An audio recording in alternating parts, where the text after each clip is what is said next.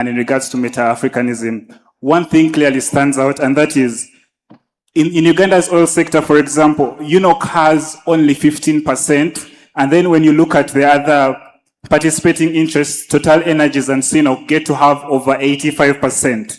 And in regards to the investment, or when you talk about the billion worth of sector oil contracts, as reviewed in 2023, you get to understand that about 7.16 billion of those contracts, only about 25% of them were given to the local companies. So if you're talking about Meta-Africanism and us having charge over the Africa that you want, don't you think it is only in proper, or it's only in order that these monies that are from Africa are invested back into the African companies? Right. So Sebo, your point is that the foreigners have the Africa we want? Yes. Okay.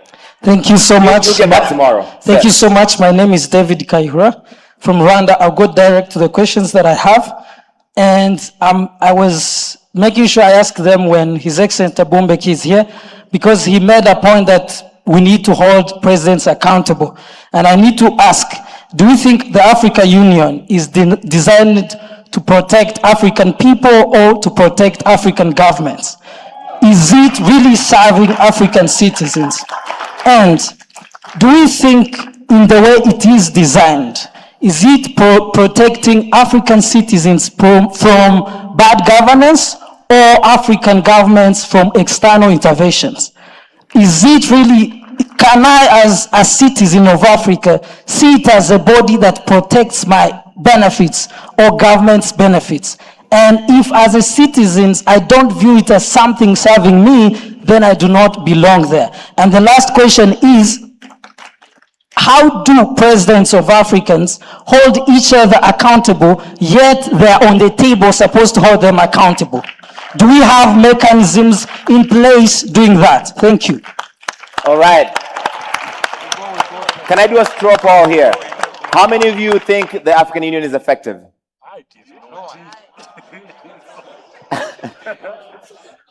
How many of you think the African Union is somewhat effective? How many of you think the African Union is a failure? President Mbeki, do you see what the people think? Let me say that again. How many of you are disappointed in the African Union? There is your answer. I have nothing more to say. The final two questions before we go to the next. All right, I will take the final one from this corner. Okay, my name is Ashley and I am from Zimbabwe and also a beneficiary of the MasterCard Foundation and an Umuholiwe Africa Fellow. So my question is to Dr. Hassan specifically. You spoke about building institutions that transcend generations. But then throughout the conference, we've also talked about not wasting time building committees, being too bureaucratic, going to execute. So how do we execute, but also at the same time think of a system? I need one or two things that builders in the room like myself and governance aspirations can walk away with to actually implement from this conference. All right. Remember what I said. The more questions you ask, the further away we get from lunch. So I can only take the final two from... You guys have a joint question? Okay. Do you see these Africans? You cannot trust these Africans. Okay, fine. My sister. Good afternoon, everyone. I am Mariama Masakwe from Liberia. So based on what I have heard so far from the Pan-Africanism to the Meta-Africanism, I came up with a question that I want to understand better, which is how can African turn its young population into an economical growth and a development progress? Okay, he literally grabbed me from my hand. Final thoughts. Thank you.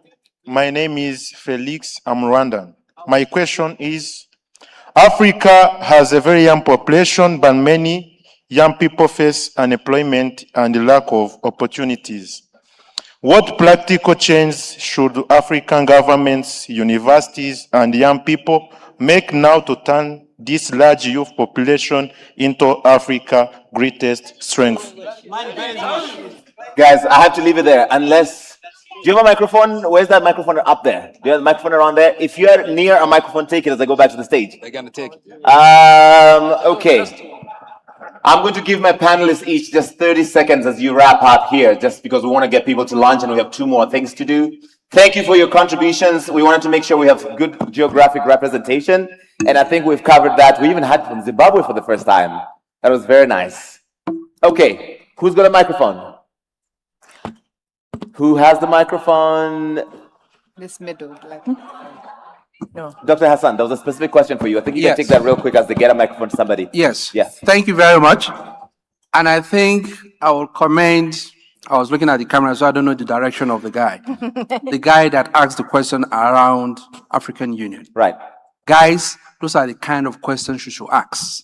You should hold leadership responsible so that the policies and institutions they enact or evolve is also applicable to them. Right. So you can't be a president and say, okay, let's build a very effective electoral system that will produce the best president, let's elections count, and then elections are done, and a leader is announced, which is not you, and then you go to the judiciary, announce that that election was technically default. So the judiciary, which is not the electoral body that you set up, is now deciding at the Supreme Court that that election is null and void, and you sit down there as a president. You should be able to call that president to account that you must obey this institutional requirement, and you must get out of that seat. So if you sit down and allow that's what I call building institutions, not creating them. We have, last one, we have issue of corruption everywhere in Africa. Right. You know, leaders in my country, they created a very robust, efficient, very transparent institution called the Economic Financial Crime, something EFCC. They are supposed to deal with criminals, financial crime, corruption, state fund embezzlement, and all that. But that same institution is a property of the president. So the president decides who should be prosecuted.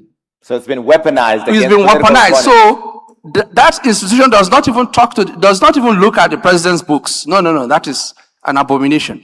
You guys are supposed to challenge that president, that this is what the EFCC says. Right. And this is what should be done. Your energy and your vibrance, your bravery, your risk appetite should go into ensuring that the things that have been said to be done are seen to be done rightly. Thank you. Okay, when you started to say in my country they created, I thought he was going to end that sentence with saying, in my country they created 2 fake agencies that were getting money from the government. But you went a different direction. Nigerians know what I'm talking about. Giants of Africa, they fall our hands now. All right, who's got the microphone? There was somebody who had a really burning question there at the top that I want to give a chance to.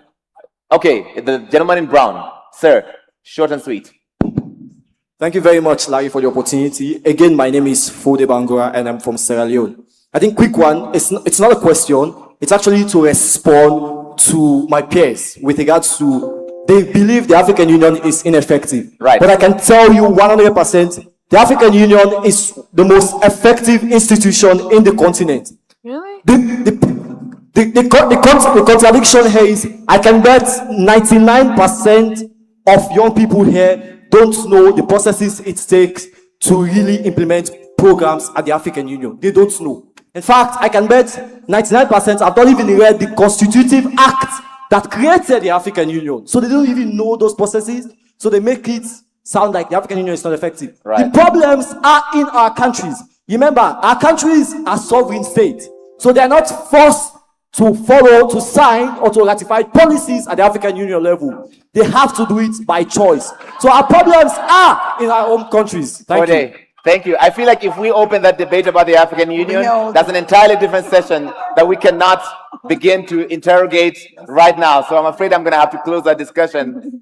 Did the African Union write that? You had specific questions, Samantha, about the percentages in this oil project, and the Ugandan had some serious concerns. You remember? Yes, the gentleman at the top. Yes. Yes, I presume you picked those facts maybe from a website, and of course they don't paint the complete picture. So the government's share of the oil is 60 to 70%.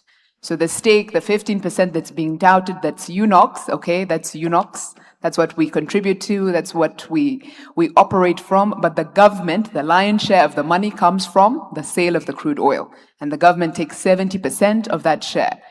The 7.7 billion you're referring to that has largely gone to contractors who are foreign, yes, they had the technical capabilities. We took them through a rigorous program. They have to also do national content programs, but equally, they must pay tax. And to date, they have paid over $500 million in tax directly to our treasury. So that's more of the complete picture. Okay, fantastic.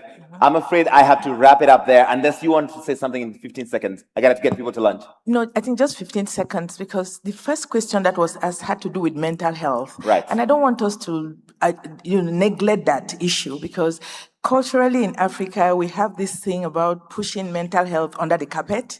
And when I heard it, I might not be able to answer it, but I think it's a question we need to answer. The next one I think that came up was around jobs. I go for an interview, I'm too young. What do we need to get jobs? When I leave from this conference, what's the first thing I can do and everything? But I think I just want to say, jobs really, we need to build those strong systems. And so when people go back, if they can go back, wherever the sphere of influence is, we need to build the system. Those corridors, the speaker before talked about the corridors of agriculture and the real industrialization. Right. Yes, I think we need our content creators, but we need real solid mortar and bricks industry on this continent so that we can have all those direct jobs, indirect jobs, and induced jobs. Awesome. We're going to have to leave it there. Thank you so much, ladies and Larry, gentlemen. sorry, before we leave it there, there's one thing really actually quickly, burning. because I really I have to actually wrap wrote this up. it down because Yes. somebody mentioned it and I wanted to address it. Somebody on the floor mentioned it. And I wrote it down because I feel it's really important about, the conversations we're having here and how they can then be transferred to people that are not in this room. So Yes, who's not Cecilia here? mentioned that Right, we're in a exactly. privileged room Correct. and we're not aware of the real Correct. reality of the So it's concept. not an answer, it's more of a question and a reflection for us to take away. So I've written it down. As we develop a vision for Africa's future in rooms like this one, how do we ensure that the priorities and lived experiences of people who aren't in the room Right. shape both the agenda and the implementation? Whose experience should ultimately tell us whether this mindset reset has succeeded? Let's take that away as we go to lunch. Thank you. Fantastic. Please give them a big round of applause. They've been great sports. Thank you so much. And thank you for such an enthusiastic contribution. We have one more session in the afternoon that will kind of include more of your voices. But right now, we want to give you two quick provocations. What if everything you know about Africa's mineral wealth was wrong? Think about that.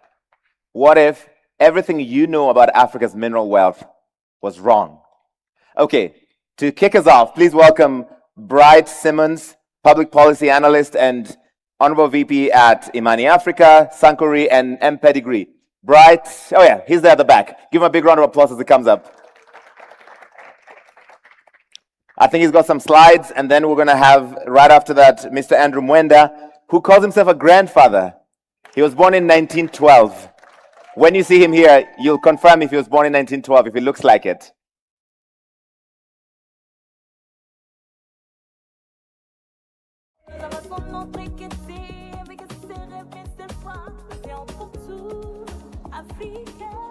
Thank you very much, my brother Larry. First of all, gratitude to ASG for inviting us, to Dr. Gattari in particular, but also His Excellency, and obviously to all excellencies for spending time with us and allowing us to bring this provocation to you. So this is the part of the conference where we make you very angry. So initially you're going to be extremely angry, then you're going to realize that there are actually some facts in here and some truth. And as you all know, the truth will set us free, because they will pave the way for the mindset shifts that are needed. Also, it's going to demonstrate in real terms how ASG is going to be a very different kind of platform. Just an hour or so ago, a few hours ago, you heard someone from McKinsey, actually the chairman of McKinsey Africa, give you a set of numbers, which I'm now going to completely dispute. And then we'll solve it all on ASG's platform as the months and the years proceed. So here we go. I want to convince you that when the rest of the world concede to us that we are rich in natural minerals, they are just giving us a consolation prize. These are people that really struggle to accept that we are excellent in any regard. Why are they so eager to tell us that we are rich in natural resources? Because the assumption is that it's not a merit. If you are rich in natural resources because you got some rocks in your soil, and through those rocks in those soil, you get some money, but it's not really merit. That is why they easily concede this wealth of natural resources, and they don't bother, obviously, to look into because they don't care, even if they have the information. I'm going to try and convince us that hype is not our friend. That this continuous hyping and harping on the fact that we are rich in natural resources hides an extremely dangerous strategic problem for us. Let's start with this number. At the end of this conference, if you really invested in this number, go and do the work, and I'll tell you exactly how to do it. And if you do that work, I'm going to convince you that you're going to discard this number forever and ever. This idea that 30% of all natural resources, particularly mineral resources, often what is said, is in Africa, is not true. It's not true because it's so loosely defined that it's meaningless. There are about 5,000 different mineral species in the world, all the way from graphite and silicon and the rest of it to gold and diamonds and the rest. Whenever they say 30%, they never tell you of which minerals. It's always an arbitrary selection of minerals. And that arbitrary selection of minerals can let you say anything. I can start with 3 minerals and claim that Africa has 30%. Or I can go with all the 5,000. Or you do what I did some time ago, where I took 38 of the most traded minerals, look at it from a volume perspective and a value perspective, but they are not the same thing. How much the mineral cost and how much quantity is produced in is different. And I looked at the share of Africa in each regard for 3 levels. Resources, which is what you know is there, but you're not sure whether it's profitable to produce. Reserves and production. And upon calculating that, you get different numbers depending on which minerals you select. But for the 38 most interesting minerals, for the mean, you are around 5%. And for the median, which is another statistical calculation that tries to compensate for the skewness, you get about 1.8%. Is that frightening? But bear with me, because in that wisdom, in that knowledge, is actually our redemption. And I'll come to that soon. One UN agency actually used the 30% number. And of course, I've traced it all the way back to when it was first used in the early 90s. But more recently, a UN agency used the number. And as usual, they don't give you a footnote where they tell you which minerals they are talking about and the rest of it. But in the course of the conversation, in that publication, they mentioned which minerals they were talking about. And then when you actually take those minerals and you size them by median, you get different numbers. And those different numbers that you get depends on, obviously, the 7 minerals that they are choosing out of the hundreds of minerals that we have on the continent, and obviously of the thousands of minerals we have in the rest of the world.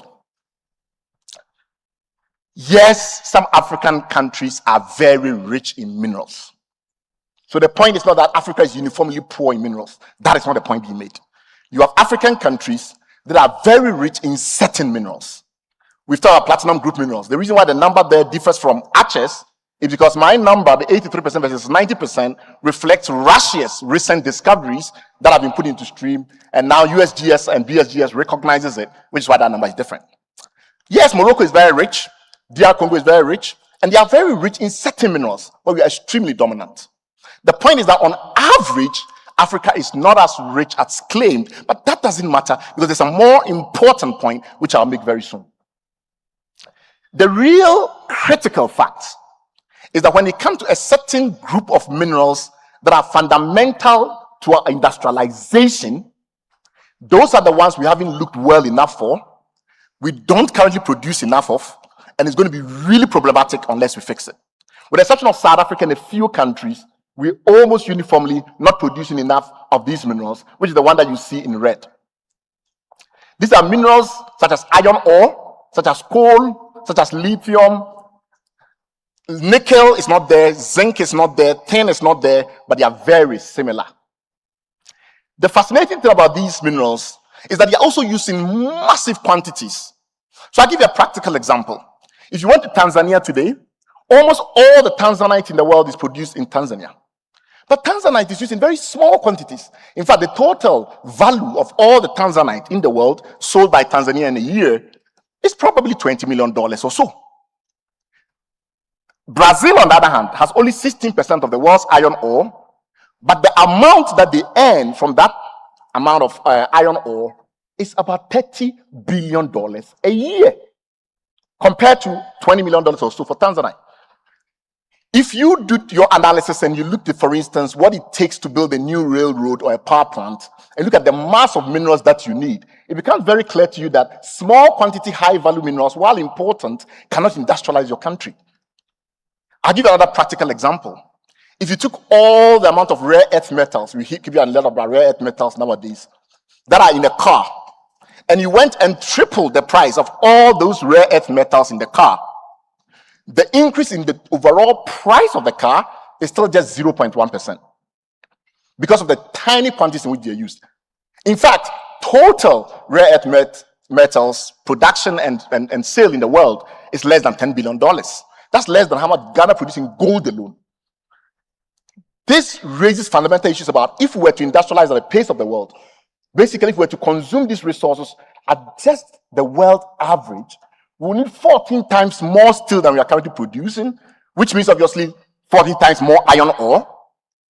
5.5 million tons of copper is what we produce in terms of smelter ore. But the funny point is that we export almost all of it. And if we were to consume everything that we currently produce in copper, we will be 1 million metric tons short. These are devastating numbers. And I don't want to go into potash because I don't have time, but we really have only about 1% of global potash reserves, and we absolutely need it for our agriculture. This confusion often extends also into beneficiation when it comes to deriving more value from our minerals. The same confusion around the numbers persists. And I will show you in a minute that almost everyone that I often hear of talking about it casually, of course, not talking about experts here, but casually, policymakers and the like, think of value addition in terms of refining. And by that, they mean incremental refining. So turning gold doré into gold. The problem is that the world's largest gold refinery, the largest is in Australia, it's a city called Perth, makes a net margin of 0.17%. It's literally unprofitable. In fact, Ghana recently decided that all the artisanal and small-scale mining of gold in that country will now be processed in that country. But what they meant by processing was refining. It turns out that we do about $10 billion of small-scale mining gold. If we were to refine everything in Ghana, the extra value addition, if it's only refining, is $32 million. $10 billion, you add $32 million. How is that truly transformative? It's not. In fact, in copper, there are times when it's negative if you only focus on refining. So what should you do? We'll come back to that in a minute. But the point is that everyone is building refineries for metals and metals of different kinds. And those refineries are often not taking into account the broader chemistry, which is where the real opportunity lies. You need a 360-degree view. And that 360-degree view means that you have to look beyond incremental refining. So think of, for instance, iron ball bearings, which every gold mine, every solid mineral mine needs in order to be able to mine the minerals. Many countries in Africa never made them. In Ghana, despite 120 years or so of gold production, we don't produce simple iron ball bearings.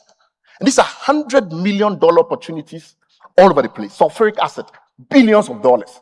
So don't only think of the incremental refining, think of all the adjacent linkages, think of all the other opportunities around the mineral. But when you think it's about value addition around incremental step refining, you often close your eye to that specific point. Which relates us to 5 quick points. The first point is that when it comes to so-called critical minerals and critical mineral lists, ask yourself a very simple question: critical to whom? Because a lot of the lists that you hear sometimes chromium, cobalt, and the rest, is often based on national security interests of specific countries in the world, not necessarily African criticality, which I define as purely about industrialization. So you have to use the African mining vision and then Agenda 2063, cross and transpose, and then based on that, select minerals that are critical to the achievement of those goals, not the minerals that Americans or the Russians or the Chinese claim are critical. So that's the first insight. The second insight is stay focused on where the real industrial value lies, which means minerals that are critical for industrial transformation. And that means that even when it comes to the critical minerals that are related to energy transition, we often make a big mistake. Imagine you wanted to build a 200 megawatt windmill or wind power station. And you say, what are the critical minerals for that? It turns out that over 245,000 tons of materials are required for that plant. Most of that is not critical minerals. The critical minerals element there is about 80 to 32 tons, depending on the mix of that power plant. So even for the critical energy transition that they tell us about, the solar panels and the likes, the bulk of the minerals in them are not the so-called critical minerals. Because when you think of a solar panel, the bulk of the minerals in there is silica. So think like that. Don't let somebody use their list of minerals and claim that certain minerals are important for you when your focus is on manufacturing. Third, boost exploration for industrial minerals above everything else. We used to we need to control about 16% of the world's exploration dollars. It's gone down to 10% and it's fallen. We are not finding enough minerals. That happened to us in cocoa.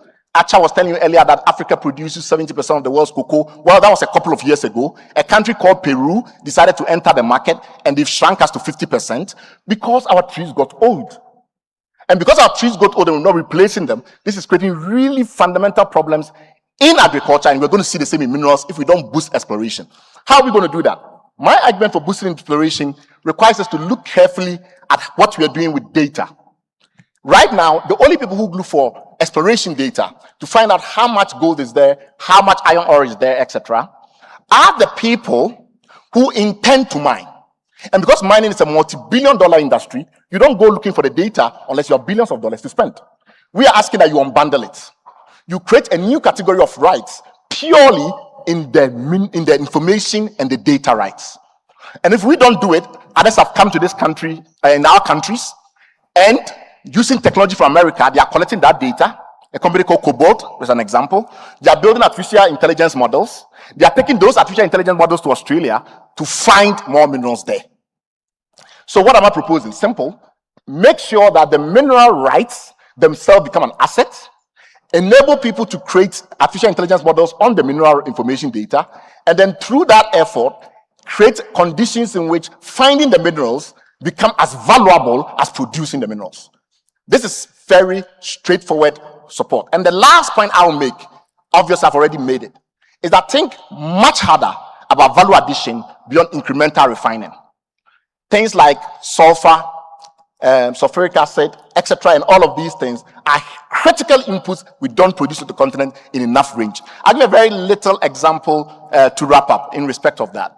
If you think of palladium, which is one of the platinum group minerals, today, Russia has overtaken South Africa in palladium, even though South Africa is a world-dominant power in platinum group minerals. Now, the problem is that the chemistries around all of these are still being imported, which is why when you build a refinery in Africa or a smelter in Africa, your Aqua Regia, all of these complexes are still being brought in overseas, and the money is still being, in a sense, externalized. We should go in and build capacity across the entire value chain, even when we are thinking about value addition. Thank you very, very much. Thank you, Bright. And my grandfather, Andrew Mwenda. Again, the topic is everything the world has told you about Africa's mineral wealth is wrong. Andrew.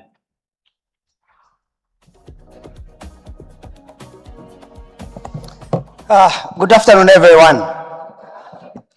First of all, I want to thank Larry for accepting that I'm his, not grandfather, actually, I'm his great-great-grandfather. I am the grandfather of his grandfather. And then, where has my other great-grandson, Francis, disappeared? So I want to first blame Francis for inviting a man from the Jurassic Age with ideas fossilized in amber speak to very young people like you.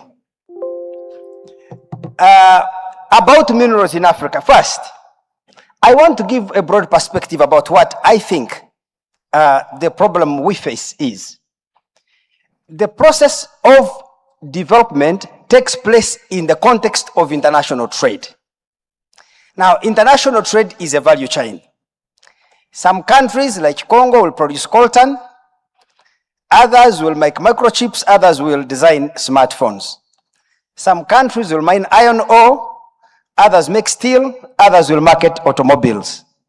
How much you earn from international trade depends on your position in that value chain. The challenge of Africa is not the presence or absence of minerals, really. It is absence of two things.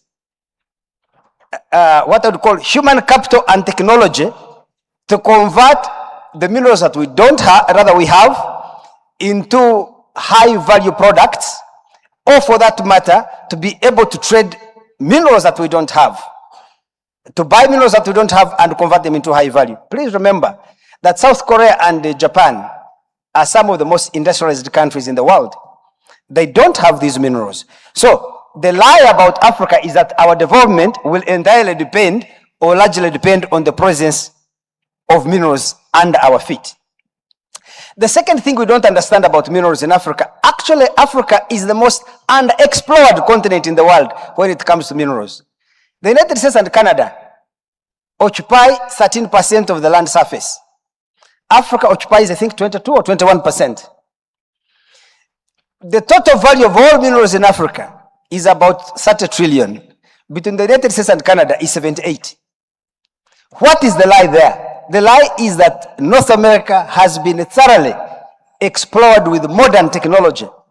Africa's mineral wealth, that the information we have, is from maps and explorations that were done in the colonial period, and they have not been updated. Outside of South Africa and Morocco, and maybe recently Uganda, African countries do not know what is under our feet. So we are fighting over something we don't even know. So, if we are to think about Africa, our greatest mine is not in gold, it is in human capital. To generate the technology, to build trade links that can allow us either to exploit the minerals we have or to exploit minerals from other countries to create most advanced products. I'll give you an example. I think the total revenue from minerals in Africa is how much? About 508 billion a year. About 500 billion. Of that, total royalties and taxes is 20 billion. The good mathematicians, how much is that? 3% is what we get. Why? Because outside of South Africa and maybe Morocco, the control of the exploration, mining, processing, and whatever you can add in Africa is not controlled by us. So we need to take control of our own wealth. The second part, the United States actually, if you remove fuel, oil, products, non-fuel minerals in America are only 112 billion a year compared to Africa's 5 billion. But because what they mean is processed into what you could say the aerospace industry, electronics, and so many other advanced technologies, the total value created by the mining industry at the end of the day in the United States is 4.1 trillion. From 112 billion, you have $4.1 trillion worth of economic value. I think that is what Africa should be discussing. How can we convert the little that we have into high value? I'm carrying an iPhone here. The design and marketing of this iPhone is 64% of its value. Please find out. The rest, you can compact it in 36%. So, if Africa does not go into the high value end of the product cycle, you can mine minerals, you can process them, you can sell, as long as you're not at the highest end of the product cycle in terms of value, you can never benefit. And why are we stuck? Because 81% of all mining concessions in Africa, 80% of all mining in Africa is not done by Africans, it's done by multinational capital. And why is foreign direct investment stroke multinational capital not a vehicle for our future transformation? As a rule, multinational companies do not transfer the most innovative components of their business to their subsidiaries. Apple is not going to transfer the design and marketing of the iPhone, which is 64% of the value, to Uganda or to Rwanda. It will remain in California. In fact, what we call multinational companies are not multinational companies. They are national companies with multinational operations. Apple is in the United States. It's not going to leave California. It can do assembly of the iPhone in China, but it will design and market it in the United States. That's where the value is. So my conclusion is that we are fighting over the wrong issue of how much minerals do we have. What we should be discussing is, with the minerals that we have, what can we do with them using our human skill? So the greatest man we have is our human capital. Thank you. Oh, wow. I think that is a great place to end it, unless you have follow-up questions before we take you to lunch. I feel like they've covered it so succinctly. Do you agree with everything he said, Bright? I agree with most of what he said. Except, what do you disagree? Never disagree with your grandfather, especially in front of other people. Charlie, we're ready there now. Just go for it. The only caveat is that when you look at the world's, the country that's benefited most from minerals, Australia, 30 million people, when it comes to the non-fuel minerals, they produce as much as Africa. Right. Then I did a count of all the major mining projects in Australia in the last 5 years. Right. All of it was by foreign companies.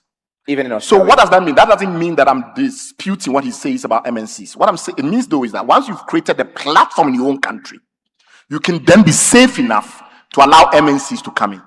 So it's not that you don't need MNCs at all, but you need to have a foundation in your own country, a strategic foundation, and then let MNCs come in. Because otherwise you lose technology and other skills over time because you can't do everything in your own country. But the point he makes is that they're not really multinational companies anyway. They're national companies with international operations. That's what I mean. The benefit is where they're from. But the technology, see, the way the technology is not uniform because of the discovery process is accidental. Right. So some smart person sitting in Korea discovers something. Let's say somebody sitting in Mongolia discovers a way to get more gold out of your soil 4 times what your current technology can do. Right. Because they are in Mongolia and they build a big corporation, you can license the technology. True. Right. But what if they are not willing to license? And the only way you get that technology to allow them to invest in your country. That's what China did with Foxconn from Taiwan. Right. And then Apple came in and built the technology from in China. They realized that they were not going to license the technology to them. So the only way they could learn themselves was to let the Americans come in, which is why Chinese technology sector, until recently, was almost dominated entirely by the West. It wasn't because the Chinese were stupid, but they built the foundational platform, allowed MNC to come in, and then they could take over. So that is the only slight caveat that I will add. Your response, finally, great-great-grandfather. Yes, I agree with my great-grandson in the sense that foreign direct investment is absolutely necessary for Africa. It's simple that we understand how to use it. It should not be the driver of our transformation. It should be a complement to it. Right. If you look at companies like Kia, Hyundai, and Samsung, LG, they became successful by attracting international partners. They will bring you technology, capital, skills, and the international operations. But you should give them maybe 20 or 15% stake in your businesses. The problem, of course, for us, we give them 100% control, and then we get nothing. So they should be complements, not supplements to our national efforts. Right, 30 seconds. If you go to my blog, you'll find a story about Saudi Arabia versus Nigeria and the trajectory of oil discovery and production. One of the first things you discover that Nigeria moves too rapidly from producing, a couple of 100,000 to millions. Saudi Arabia took 40 years to become a major oil producer. In that process, it allowed Saudi Arabia to bring in MNCs, control the chain, but then learning throughout the process. And when they were willing to really produce large scale, they were ready to do it through Aramco.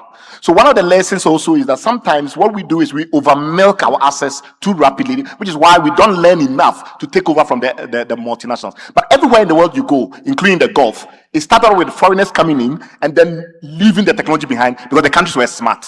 Bright, Andrew, thank you so much. Please give them a big round of applause. You've been fantastic. We told you yesterday that we had satellite hubs where people were watching and contributing to this as well. We want to show you some of the pictures.